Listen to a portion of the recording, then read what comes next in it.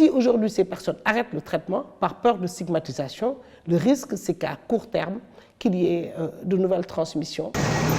À l'hôpital Fann, l'un des principaux centres hospitaliers du Sénégal. C'est ici que viennent habituellement se faire dépister et suivre des dizaines de personnes atteintes du VIH. Le docteur Rassoul Diouf est responsable de la prise en charge des patients depuis 2021. Mais ces dernières semaines, il observe un changement brutal. En temps normal, nous avons les patients qui viennent. Il est 13h et il n'y a personne.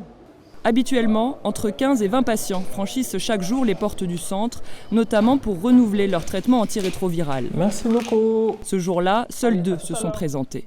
Et parmi ceux qui osent encore venir, certains dissimulent leur visage sous une cagoule ou une capuche, nous raconte ce médecin. Les convocations pour les rendez-vous se passent difficilement, donc on les appelle, mais il y a des réticences, donc il y a des peurs, il y a des craintes. Peur d'être arrêté, surtout, c'est ce qu'on a noté, et aussi d'être stigmatisé quand même. En cause, l'éclatement d'une affaire qui fait régulièrement la une des quotidiens depuis plus de 2 semaines, avec les arrestations très médiatisées d'une trentaine de personnes accusées d'homosexualité et de transmission volontaire du VIH. Dans les journaux, les noms et les statuts sérologiques des personnes interpellées rendus publics.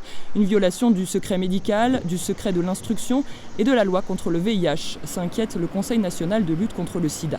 Sur le plan éthique, ce n'est pas normal, mais même sur le plan légal, je pense que le VIH a la chance d'être encadré par une loi qui interdit la divulgation du statut des gens.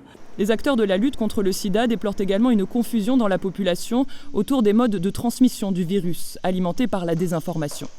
Pourtant, le Sénégal a longtemps été cité en exemple, considéré comme précurseur dans la riposte au VIH, avec un accès précoce au traitement dès la fin des années 90. Au moment où beaucoup de pays, au début de l'épidémie, avaient refusé de reconnaître que le VIH existait, le Sénégal a dit non seulement le VIH existe, mais moi je vais le traiter. Quand on prend le traitement, on est indétectable et on ne peut pas transmettre le virus. Mais si aujourd'hui ces personnes arrêtent le traitement par peur de stigmatisation, le risque c'est qu'à court terme, qu'il y ait de nouvelles transmissions. Et donc une augmentation de la prévalence du VIH. Aujourd'hui, ce taux est estimé à 0,3% au Sénégal, l'un des plus bas de la région.